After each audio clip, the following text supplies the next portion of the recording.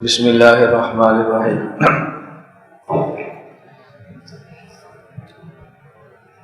آج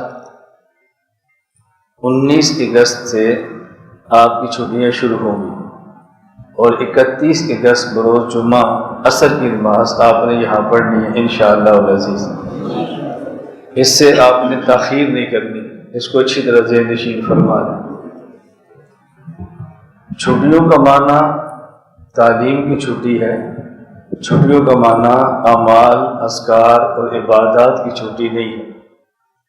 میں بارہا ہی آپ کی خدمت میں عرض کرتا رہتا ہوں کہ مرکز میں جو معمولات آپ سے کرائے جاتے ہیں، اعمال اذکار بتائے جاتے ہیں، اس کا مقصد ہوتا ہے کہ اس کو زندگی بھر کا عمل بنا لو۔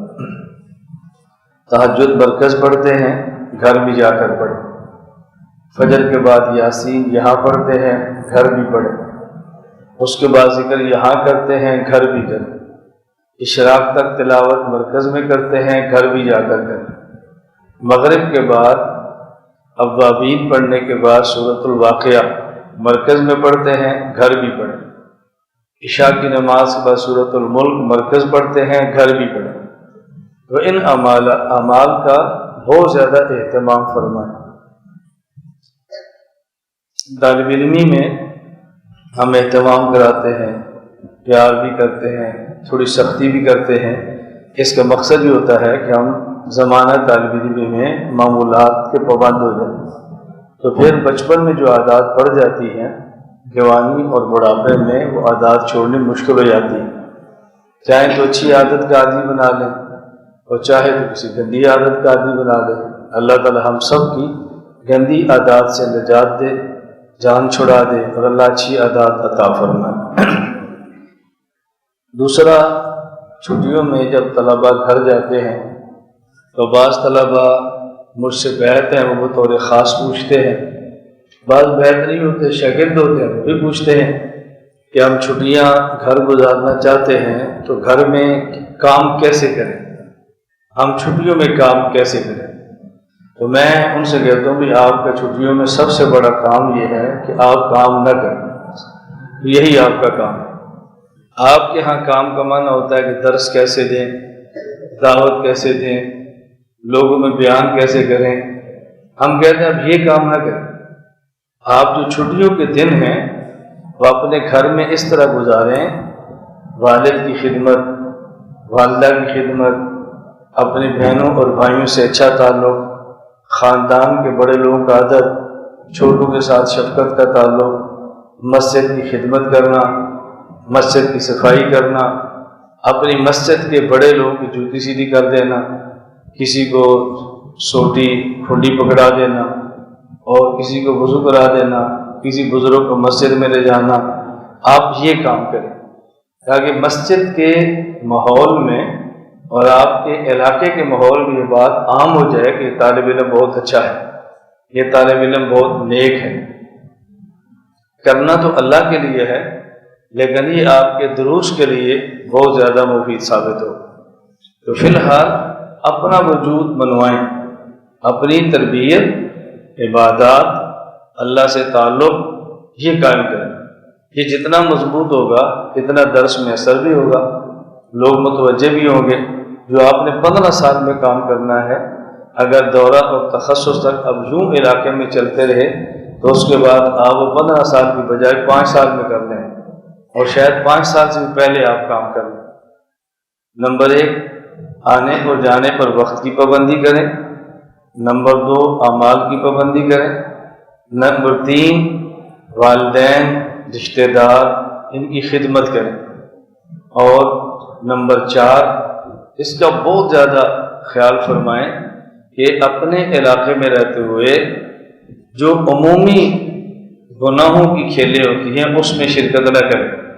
کہیں عام لڑکے کرکٹ کھیلتے ہیں تو وہاں گانا ہوتا ہے، کہ عام لڑکے کوئی اور کھیل کھیلتے ہیں تو ساز بجتا ہے، کہ اور کھیلتے ہیں تو نماز کا اہتمام نہیں ہوتا۔ ایسی کھیلوں میں شرکت نہ کریں۔ ویسے کھیلنے میں حرج نہیں ہے، لیکن جس کھیل میں گناہ شامل ہو جائے اس کھیل کو چھوڑ دیں، اور جس کھیل میں گناہ شامل نہ ہو وہ کھیل اختیار کرنے میں کوئی حرج نہیں ہے۔ نمبر 5، آپ واپس جائیں آپ کو فخر محسوس ہو اپنے طالب علم ہونے پر، آپ کو فخر محسوس ہو دین کا طالب ہونے پر۔ اور یہ فخر کا اظہار کیسے ہوگا؟ ہمارا لباس، ہماری ٹوپی، ہماری پگڑی، ہمارا اٹھنا بیٹھنا، رہن سہن، اس سے معلوم ہوگا کہ اس کو فخر محسوس ہو رہا ہے۔ ایک لڑکا اسکول میں پڑھتا ہے، ایک کالج میں پڑھتا ہے، یونیورسٹی میں پڑھتا ہے، اس کا اٹھنا بیٹھنا، لباس، چلنا پھرنا، انگریزی کے الفاظ، وہ تاثر دیتا ہے کہ میں اپنی تعلیم پر مطمئن ہوں، میں اپنے کلچر پر راضی ہوں، میں اپنے رہن سہن پہ خوش ہوں۔ ہمیں بھی اس سے زیادہ تاثر دینا چاہیے۔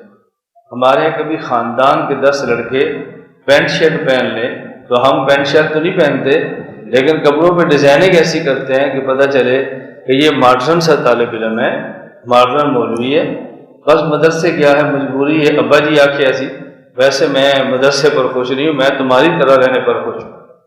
اپنا رہن سہن ایسے رکھو کہ جس سے دیکھنے والے کو اندازہ ہو کہ اپنے لباس پر مطمئن ہے۔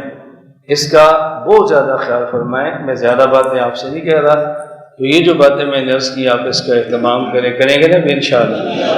اور آخر میں میری آپ سے گزارش ہے کہ دیکھیں قربانی کے دن ہیں، لوگ قربانی کی کھال کہیں نہ کہیں لگاتے ہیں۔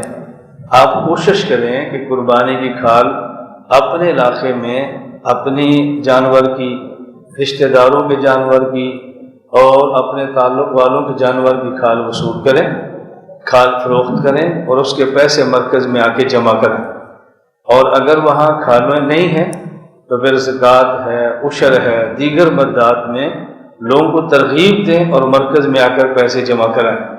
ہم میں سے چھوٹے سے چھوٹا اور بڑے سے بڑا طالب علم جب فکر مند ہوگا، اللہ تعالیٰ اس فکر پر فیصلے فرماتے ہیں، اللہ تعالیٰ اس فکر پر فیصلے فرماتے ہیں۔ میں نے آپ سے کہا ہمارے ہاں مسجد ہے، زیر تعمیر ہے، بہت بڑا اس کا پروجیکٹ نہیں ہے، زیادہ سے زیادہ 10 لاکھ کا ہوگا، زیادہ سے زیادہ۔ اب ہمیں اس کی ضرورت ہے، بجائے سے کہ ہم اپیل کریں، اگر آپ میں سے ہر طالب علم اپنے گھر والوں سے یہ کہہ دے کہ جب ہم نماز پڑھتے ہیں جگہ کم ہے، جگہ چھوٹی ہے، اے سی نہیں ہے، چیلر نہیں ہے، ٹھنڈ کا انتظام نہیں ہے، اور ہم نے مسجد کی مد میں 5000 لے کر جانا ہے، کوئی 10,000 لائے گا، کوئی 5 لائے گا، کوئی 1000 لائے گا، کوئی 500 لائے گا۔ میں یقین فرمائے دیانتداری کے ساتھ کہتا ہوں، اگر تمام طلباء سنجیدگی کے ساتھ یہ طے کر لیں کہ ہم نے مسجد کے لیے چندہ جمع کرنا ہے اور لانا ہے، ذلت کے ساتھ کہیں سے نہ مانگیں، جھولی کہیں نہ پھیلائیں، اپیل کہیں نہ کریں، اپنے والد، اپنی والدہ، اپنے خاندان، اپنے دوست والوں سے بات کریں، تو انشاءاللہ العزیز مسجد کے ہمیں کسی اور بندے کو کہنے کی ضرورت نہیں ہے۔ آپ اس کا اہتمام کریں گے نا انشاءاللہ، مسجد کے لیے آپ ضرور جمع کر کے لاؤ۔ اور یہ صدقہ جاریہ ہے، یہ حدیثیں لوگوں کو مت ہم سنائیں، خود عمل کریں، لوگوں کو نہ بتائیں، خود عمل کریں۔ جب ہم لوگوں کو بتاتے ہیں کہ حدیث پاک میں ہے من بنا للہ مسجدا بنى اللہ لہ بیتا فی الجنہ، جو اللہ کے لیے مسجد بناتا ہے اللہ اس کے جنت میں گھر بناتے ہیں، تو یہ حدیث ہمارے لیے ہے، ہم خود عمل کریں۔ تو ہماری بڑی خواہش ہے کہ مسجد اچھی بن جائے، مسجد کے اوپر ہم دیوار بنا دیں، بعض حفظ یا کوئی اور طلبہ اوپر بیٹھ سکتے ہیں، یہ 7 والا ہاتھ اور مسجد والا 1 کر دیں، اور اس میں اے سی یا چیلر لگا دیں تاکہ گرمیوں میں طلبہ نمازیں ٹھنڈی جگہ پر پڑھیں، دقت پیش نہ آئے۔ ہم چاہتے ہیں، وسائل نہیں ہوتے، ہم نہیں کر سکتے، اور اگر آپ میں سے ہر بندہ محنت کرے گا تو انشاءاللہ بہت جلدی کام ہو جائے گا۔ اللہ تعالیٰ مجھے اور آپ سب کو پوری زندگی شریعت کے مطابق گزارنے کی توفیق عطا فرمائے۔ لا الہ الا اللہ، لا الہ الا اللہ، لا الہ الا اللہ، ما لنا رب سوا۔ لا الہ الا اللہ، لا الہ